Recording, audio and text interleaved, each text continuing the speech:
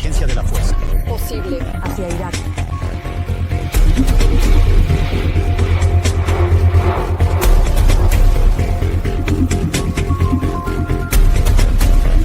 Hoy quiero llevarlos al corazón de uno de los casos de inteligencia más controvertidos del siglo XXI. La historia de una mujer llamada Monica Witt, una exoficial de inteligencia de la Fuerza Aérea de Estados Unidos, que alguna vez sirvió en el más alto nivel de seguridad de su país, pero que ahora vive en Irán y es buscada por el FBI. Si lo miras desde la perspectiva de los iraníes, esta persona puede ser un símbolo de valentía, pero si lo ves desde el punto de vista de los estadounidenses, puede ser un símbolo de traición. La pregunta es, ¿quién es Monica Witt? ¿Por qué una mujer que tenía acceso a los secretos de los programas más sensibles de Estados Unidos decidió dejarlo todo atrás y buscar asilo en un país que es considerado el enemigo número 1 de Estados Unidos? ¿Fue Monica Witt una denunciante que quería revelar verdades ocultas? ¿O era una espía que vendió los intereses nacionales de su país, es decir, Estados Unidos, a la República Islámica?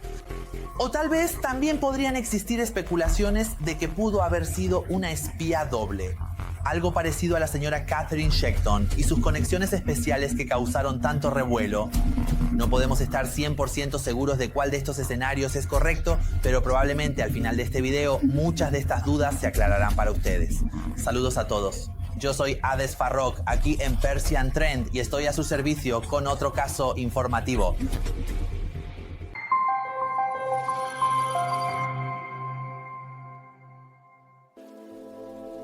Monica Witt nació el 8º día de abril de 1979 en la ciudad de El Paso, en el estado de Texas. El Paso es una ciudad fronteriza cerca de México, un lugar donde conviven diferentes culturas y donde la vida transcurre con un ritmo tranquilo pero lleno de desafíos. No se dispone de mucha información sobre la infancia de Mónica, pero sabemos que creció en una familia de clase media. Lo que desde el principio distinguió su vida fue la ausencia de su madre. Cuando Mónica aún era joven y acababa de elegir el camino del servicio militar, perdió a su madre. Esta pérdida crea una profunda brecha en su vida y ese mismo acontecimiento la aleja aún más de su familia y quizás siembra semillas de aislamiento emocional en su corazón. En 1979, cuando Mónica tenía solo 18 años, toma una gran decisión. Ella se une a la Fuerza Aérea de los Estados Unidos y esta elección para una joven en Texas, especialmente en los años 90, fue sumamente audaz. La Fuerza Aérea es un mundo masculino y lleno de competencia. No es un lugar donde cualquiera pueda destacar, pero Mónica era diferente. Ella era inteligente, motivada y decidida. Muy pronto, su talento para el análisis de información y el aprendizaje de idiomas extranjeros llamó la atención de sus superiores. No solo era reconocida como una soldado, sino también como una mente brillante en el campo de la inteligencia. Mónica ascendió rápidamente en las filas militares y se convirtió en una de las pocas personas que recibió una autorización de seguridad ultra secreta. Esta autorización era una llave a un mundo oculto, con información sobre operaciones de contraespionaje, identidades de fuentes secretas y programas sensibles de Estados Unidos en todo el mundo. Imaginen que una mujer de Texas ahora se encuentra en el corazón de las operaciones de inteligencia de Estados Unidos. Un lugar donde cada decisión y cada palabra puede cambiar el destino de naciones. En febrero de 1998, el talento lingüístico de Mónica volvió a brillar. La Fuerza Aérea la envió al Instituto de Idiomas de Defensa en California para aprender persa. ¿Por qué persa? En ese momento, Medio Oriente era una de las regiones más sensibles para los intereses de Estados Unidos. Irán, después de la revolución de 1979, se había convertido en un gran desafío para la política exterior de Estados Unidos, y dominar el idioma persa podía convertir a Mónica en un activo estratégico. Ella estudió con seriedad y entusiasmo, y en abril de 1999 completó el curso con éxito. Ahora Mónica no solo era una especialista en inteligencia, sino que también dominaba un idioma que la conectaba con el corazón de la cultura y la política de uno de los países más complejos de la región. El idioma persa la preparaba para misiones delicadas, misiones que tal vez ni ella misma sabía que iban a cambiar su destino. Desde 1999 hasta 2003, Mónica estuvo destinada en varias bases estratégicas, incluyendo Grecia, Arabia Saudita, Qatar e Irak. Trabajaba como analista lingüística y especialista en criptografía aérea, participando en escuadrones de reconocimiento. Sus misiones a menudo eran clasificadas, pero su objetivo principal estaba claro: recopilar información sobre los enemigos de Estados Unidos en medio de los acontecimientos posteriores al 11 de septiembre y la Guerra Árabe. En marzo de 2003, cuando las llamas de la guerra de Irak se encendieron, Mónica estaba en el corazón de las operaciones de inteligencia iraquíes. Ella fue testigo de cerca de las enormes operaciones militares que comenzaron bajo el pretexto de luchar contra el terrorismo y las armas de destrucción masiva. Pero, como se demostró en los años siguientes, existían serias dudas sobre estos pretextos. Cientos de miles de personas murieron en Irak. Las ciudades quedaron destruidas y quizás Mónica, como miles de otros que sirvieron en el ejército de Estados Unidos, también se hizo esta pregunta fundamental: ¿realmente las razones que tuvimos para iniciar la guerra con Irak eran válidas? ¿Y si la libertad y la seguridad que los políticos estadounidenses afirman defender no son más que un pretexto para ocupar un país? Y estas preguntas le carcomían la mente y el alma. Aún así, el desempeño de Mónica durante ese periodo fue sobresaliente. Incluso recibió la medalla aérea de manos del entonces presidente George W. Bush. Para una sargento joven, esto era un gran honor. Pero quizá en ese mismo momento en que le estaban colocando la medalla en el pecho, ya se habían sembrado semillas de duda en su mente. Tal vez ella había empezado a notar las contradicciones entre lo que se decía y lo que ella misma había presenciado directamente con sus propios ojos. Después de la guerra de Irak, Mónica fue transferida como agente especial a la Oficina de Investigaciones Especiales de la Fuerza Aérea, o lo que se conoce como OSI. Aquí ya no se trataba solo de análisis de información. Ahora ella estaba involucrada en investigaciones criminales, contraespionaje y la identificación de amenazas internas. Gracias a su dominio del persa y sus habilidades analíticas, se convirtió en una de las piezas clave de esta unidad. Pero cuanto más se adentraba en este mundo, quizás más se familiarizaba con las realidades ocultas tras bambalinas. Realidades que tal vez no coincidían con sus valores. En noviembre de 2003, Mónica fue transferida a las bases aéreas de Andrews y Al Udeid. Este cambio la llevó a un nuevo nivel de acceso a información clasificada. Mónica obtuvo acceso a un programa de acceso especial, o SAP, un programa al que solo un número muy reducido y selecto de personas puede acceder. Y esto significa un mundo de información secreta a la que quizás muy pocas personas en su vida puedan llegar a conocer. Estos programas contenían la información más sensible: detalles de operaciones de contraespionaje, identidades reales de fuentes encubiertas e incluso los nombres de agentes estadounidenses que participaban en operaciones secretas. Imagínate, ahora Mónica tiene la llave de una de las cajas fuertes más confidenciales de la historia de Estados Unidos. En esa caja fuerte hay información confidencial vital para Estados Unidos, cuya filtración podría destruir una red o una organización entera. Personalmente, soy de esas personas que siempre desearon tener acceso a esa información para descubrir las verdades ocultas detrás de muchos acontecimientos. Incluso después de que Mónica terminara su servicio militar en 2008, ella seguía teniendo acceso a esa información en la OSI como civil. Era como si una sombra de su pasado la mantuviera conectada a ese mundo oculto. Prestó servicio en varios puntos estratégicos, desde Diego García en el Océano Índico hasta Irak y Qatar. Cada misión la familiarizaba más con las complejidades de Oriente Medio y las políticas de Estados Unidos en la región. Pero ese conocimiento quizá le costó perder la fe en las misiones de las que alguna vez se sintió orgullosa. En marzo de 2008, Mónica se separó de la Fuerza Aérea con el rango de sargento técnico. Pero ese no fue el final de su vínculo con el mundo de la inteligencia. Se unió a la empresa Booz Allen Hamilton, un gran contratista de defensa, y asesoraba en proyectos relacionados con Irán y Oriente Medio. Ese puesto la mantenía en contacto con el mismo mundo en el que había servido durante años. Pero algo estaba cambiando. Mónica ya no era esa soldado disciplinada de antes. Ella había empezado a hacerse preguntas más profundas.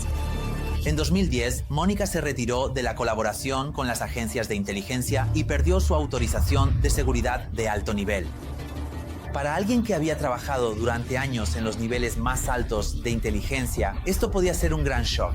Se unió a una organización sin fines de lucro llamada Mid East y participó en proyectos como el programa Fulbright en Irak.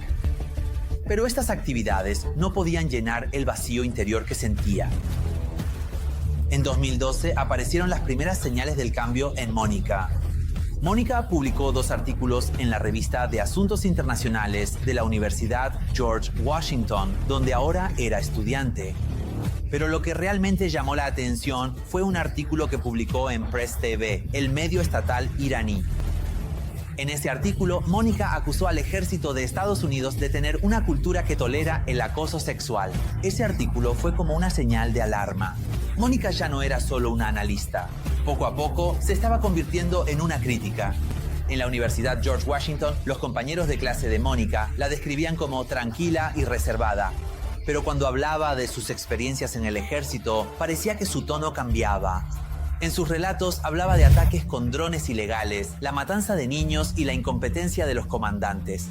Parecía que durante años había acumulado ira y desesperanza en su interior y ahora estaba lista para mostrar esa rabia al mundo. En febrero de 2012, Mónica dio un gran paso. Viajó a Irán para participar en la Conferencia Internacional de Hollywoodismo en Teherán. Esta conferencia era un foro para criticar las políticas culturales y políticas de Occidente, especialmente de Estados Unidos. La presencia de una exoficial de inteligencia estadounidense en un evento así fue como una bomba mediática. ¿Qué fue lo que llevó a Mónica a Teherán? ¿Fue solo una simple curiosidad o una señal de una decisión importante y polémica? Es interesante saber que en 2013 Mónica concedió una entrevista a la Agencia Internacional de Noticias del Corán y se describió a sí misma como una buscadora espiritual. En esa entrevista, Mónica dice que su experiencia en Irak y su esfuerzo por comprender la cultura de la gente de ese país la llevaron a estudiar el Corán. Habló con entusiasmo sobre el profundo impacto que el Corán tuvo en su vida y criticó lo que consideraba la propaganda anti-iraní y anti-islámica en Estados Unidos. Incluso dijo que sus amigos y familiares en el ejército no aceptaron su cambio de creencias. Ese mismo año, Mónica apareció en la televisión iraní y anunció que había abrazado el Islam. Se transmitió un video de Mónica en el que se presentaba como una veterana estadounidense y criticaba duramente las políticas de Estados Unidos. Ese momento fue un punto de inflexión. Mónica ya no era solo una crítica, se estaba convirtiendo en un símbolo. En el verano de 2013, Mónica estaba enseñando inglés en Afganistán o Tayikistán. Sus amigos en Estados Unidos supieron de ella por última vez en ese periodo, pero de repente desapareció. El 25 de agosto de 2013, Mónica envió un correo electrónico a Marzieh Hashemi, una periodista irano-estadounidense. Ese correo contenía su currículum, documentos militares y un comprobante que mostraba que había sido dada de baja del ejército solo 90 minutos antes de enviar el correo. Al parecer, Mónica tomó su decisión en ese mismo momento. Ella ya no era leal a Estados Unidos. 3 días después, el 28 de agosto de 2013, Mónica voló de Dubái a Teherán. Con una simple frase que les dijo a sus amigos, "me voy", de esta manera, Mónica Witt se convirtió oficialmente en refugiada en Irán. En la historia de la conexión de Mónica Witt con el régimen de la República Islámica, vemos nombres interesantes como Marzieh Hashemi, esa presentadora afroamericana que vino a Irán, y Nader Talebzadeh, alguien que invitó a personas muy controvertidas a Irán. Y bueno, no se dicen cosas muy agradables sobre estas personas. Por supuesto, no quiero acusar al señor Talebzadeh porque estas acusaciones no han sido probadas y, bueno, ciertamente no podemos hablar de ello como una evidencia concluyente. Pero en el currículum del señor Talebzadeh también había personas como Khaton Shakdam. Ahora, si alguien como la señora Mónica Witt era como Khaton Shakdam o no, realmente no puedo saberlo. Cuando Mónica llega a Irán, establece contacto con las agencias de inteligencia iraníes y comparte con ellas toda la información que tenía. Y por supuesto, los servicios de inteligencia también le proporcionaron todos los recursos que necesitaba. Se dice que ella entregó su nombre de usuario y contraseña de acceso al programa de información especial de Estados Unidos a los servicios de inteligencia iraníes. Aquí mismo hay un punto que me resulta muy confuso y sospechoso. Imaginen que los servicios de inteligencia estadounidenses ya se han dado cuenta desde hace tiempo de que Mónica Witt está empezando a convertirse en una crítica, o como dicen aquí, se ha vuelto problemática. Pero aún así, a pesar de que ha dejado el ejército y está mostrando creencias particulares, sigue teniendo acceso especial a la información del ejército de Estados Unidos. Eso me parece muy sospechoso. O sea, los servicios de inteligencia estadounidenses eran tan ingenuos que, a pesar de que esta persona se fue a Irán, salió del ejército o, en definitiva, estaba cambiando sus creencias, aún así le permitieron seguir teniendo acceso a información sensible de los estadounidenses y que pudiera entregar esa información a los servicios de inteligencia de un país enemigo. Si este relato es cierto, entonces se puede dar por acabada la credibilidad de los servicios de inteligencia estadounidenses. Y si no es cierto, o hay algún engaño de por medio, creo que Monica Witt podría ser la historia de una espía doble. Hemos tenido muchos ejemplos de espionaje de este tipo durante la Segunda Guerra Mundial y la Guerra Fría, y pronto escucharás cada uno de esos temas aquí mismo en Persian Trend. Aprovecho para invitarte a que, si aún no te has suscrito a nuestro canal, lo hagas, porque tengo historias fascinantes que contarte. Mónica en Irán no era solo una refugiada. Ella colaboraba activamente con las autoridades iraníes. Desde enero de 2014 hasta mayo de 2015 utilizó cuentas falsas de Facebook para identificar y seleccionar al personal de inteligencia estadounidense. Estas cuentas estaban diseñadas, supuestamente, como paquetes de objetivos para reclutar o engañar a sus antiguos colegas. Imaginen a una mujer que alguna vez trabajó junto a estas personas, ahora, desde miles de kilómetros de distancia, las estaba atacando. Algunos informes afirman que Mónica jugó un papel importante en el interrogatorio de los 10 marineros estadounidenses que fueron capturados por Irán en 2016. Incluso se ha dicho que ella llegó a desmantelar redes de espionaje de la CIA en Irán. Aunque estas afirmaciones cuentan con pocas pruebas concluyentes, muestran la profundidad de su colaboración con Irán. El 13 de febrero de 2019, el Departamento de Justicia de Estados Unidos emitió una acusación formal contra Mónica y otras 4 personas iraníes. Ella fue acusada de espionaje, conspiración y divulgación de información clasificada. Pero Mónica estaba en Irán, un lugar donde Estados Unidos no podía alcanzarla. Sin un tratado de extradición y debido a las tensas relaciones entre ambos países, Mónica prácticamente había escapado del alcance de la ley estadounidense. Cuando hablamos del caso de Monica Witt, desde la perspectiva de los estadounidenses, ella puede ser vista como una espía y una traidora, mientras que para los iraníes puede considerarse una pieza clave para comprender los conceptos de inteligencia de Estados Unidos y verla como un símbolo de una valiente informante. Pero en mi opinión, también puede existir una tercera posibilidad que, por ejemplo, se aclare dentro de 40 o 50 años. Quizás, cuando se revele su historia, se descubra que Monica Witt, en realidad, en coordinación con los propios estadounidenses, entregaba esta información a la República Islámica para poder influir en sus procesos de toma de decisiones.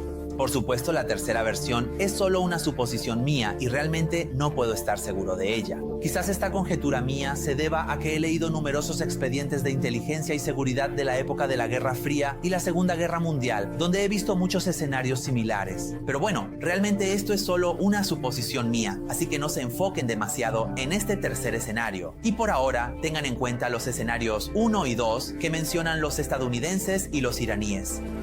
Quizás realmente Mónica, al aprender el idioma persa y familiarizarse con la cultura oriental, se vio algo influenciada en sus creencias. Y después de presenciar de cerca los crímenes o los acontecimientos extremadamente duros y violentos de la guerra de Irak, cambió completamente su forma de pensar y trató de oponerse a la injusticia. Y según su propio criterio, con esta acción quiso servir a la humanidad. Por supuesto, no sabemos realmente si el resultado de lo que hizo sirvió a la humanidad o no. Tampoco estamos en posición de juzgar esa decisión por ahora. Sin embargo, desde su propio punto de vista, tal vez pensaba que esta era la acción más correcta posible. Es interesante saber que Monica Witt tenía acceso a la información de las operaciones nocturnas de la CIA, una operación sobre la que ya hice un video antes y que trataba sobre el secuestro de aviones de combate de la República Islámica. Por ejemplo, el caso de Ahmad Morad Talebi, del que ya hablamos antes en este canal, o la fuga del F-4, o la huida de varios Phantom o helicópteros militares iraníes, estaban relacionados con este caso y esta operación. Y probablemente la señora Mónica proporcionó información valiosa sobre estas operaciones y el análisis que los estadounidenses tenían sobre los aviones de combate iraníes a la parte iraní. Actualmente, Monica Witt sigue en Irán. Nadie sabe exactamente a qué se dedica. ¿Sigue colaborando con los medios iraníes? ¿O lleva una vida tranquila en las sombras? ¿O tal vez aún está en el corazón de las operaciones de inteligencia? Lo que está claro es que Mónica tomó una decisión que cambió su vida para siempre. Ahora supongamos que usted es un experto en contrainteligencia de una de las agencias de seguridad y se da cuenta de que Mónica va a proporcionarle cierta información.